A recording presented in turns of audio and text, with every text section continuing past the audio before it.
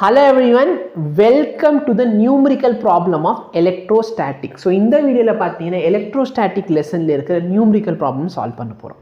வாங்க क्वेश्चंஸை பார்க்கலாம். Capacitors P and Q have identical cross sectional area. ரெண்டுத்தோட cross sectional area identical இருக்கு. Distance of separation D. இந்த total distance of separation எவ்வளோ? D. The space field okay. Dielectric இருக்கு, இந்த dielectric ஓட value வந்து epsilon R அப்படின்னு சொல்லிட்டாங்க. சரியா? இப்போ நீ ஃபர்ஸ்ட் கேஸ் எடுத்துக்கோ. இந்த ஃபர்ஸ்ட் கேஸை பார்த்தனா நான் வந்து இது ஒரு கெப்பாசிட்டர், இது ஒரு கெப்பாசிட்டர்னு எடுக்கலாமா? புரியுதா? என்னை பொறுத்திருக்கிறதை பார்த்தனா இங்கே ஒரு கெப்பாசிட்டர் இருக்கு, அதுக்கு பக்கத்தில் இங்கே ஒரு கெப்பாசிட்டர் இருக்குது. கரெக்டா இல்லையா? ஓகேவா? இங்கே இருக்க கெப்பாசிட்டர் என்ன பண்ணியிருக்காங்க? டைஎலக்ட்ரிக் வச்சிருக்காங்க. இங்கே இருக்க கெப்பாசிட்டர் டைஎலக்ட்ரிக் வைக்கல. ஓகே,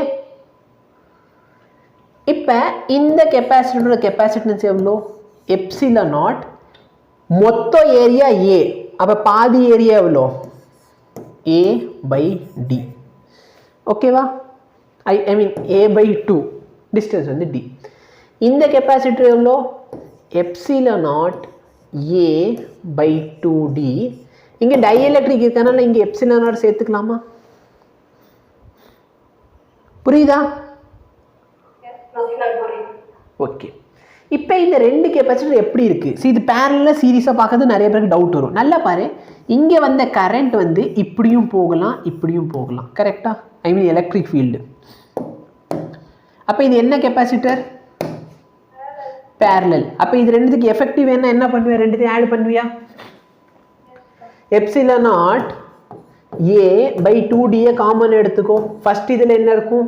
1 இருக்கும். செகண்டில் என்ன இருக்கும்? எப்சிலான் ஆர் இருக்கும். முடிஞ்சா? புரியுதா? எஸ். ஏரியா ஏன் பாதி எடுத்தோன்னு புரியுதா? இது மொத்தம் தான் ஏரியா ஏ, நம்ம பாதி எடுத்திருக்கோம். சரியா? சரி, இதான் பிளேட்டோட ஏரியா. இதான பிளேட்டோட ஏரியா. இந்த ஏரியா தான் ஏ. இது என்னது? இது பாதி அதோடது. இப்போ செகண்ட் கொஸ்டின் பாரு. இங்கே என்ன இருக்குன்னா, இங்கே ஒரு டைஎலக்ட்ரிக் இருக்கு, கீழே வந்து ஏர். அப்போ நல்லா பாரு, இதை நான் ரெண்டு கெப்பாசிட்டரை கன்சிடர் பண்ணலாமா? இது ஒரு கெப்பாசிட்டர், இது ஒரு கெப்பாசிட்டர். இந்த கெப்பாசிட்டரில் ஃபுல்லாக ஃபில் பண்ணியாச்சு. ஓகேவா? இப்போ இது மேலே இருந்து கனெக்ஷன் இருக்குது, இங்கே கீழே கனெக்ஷன். இப்போ இந்த கெப்பாசிட்டர் கெப்பாசிட்டன்ஸ் என்ன? Epsilon naught A. மீடியம் இருக்கனால இங்கே எப்சிலான் நாட் சேர்த்துக்கோ. இதோட திக்னஸ் எவ்வளோ? டோட்டல் திக்னஸ் வந்து டி. அப்போ பாதி திக்னஸ் எவ்வளோ? D by 2. அப்போ 2 வந்து மேலே போயிடும். இந்த கெப்பாசிட்டருக்கு சொல்லு எப்சிலான் நாட் ஏ, டிஸ்டன்ஸ் வந்து டி பை 2. கரெக்டா? இப்போ இந்த கெப்பாசிட்டர் எப்படிப்பா இருக்கு? சீரீஸா பேரலலா?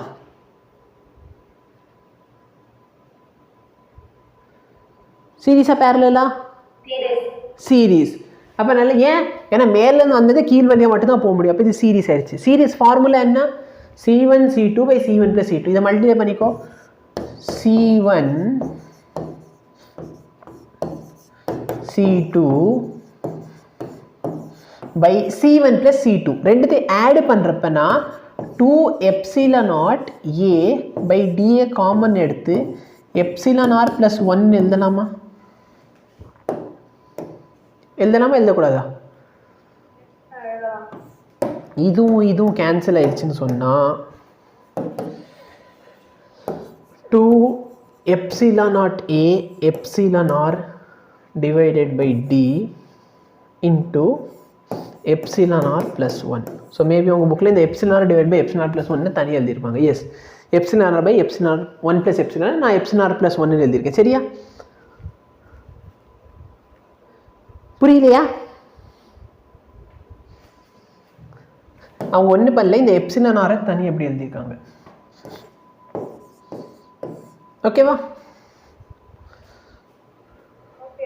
எஸ். டவுட் இருக்கா? இல்லை. ஓகே,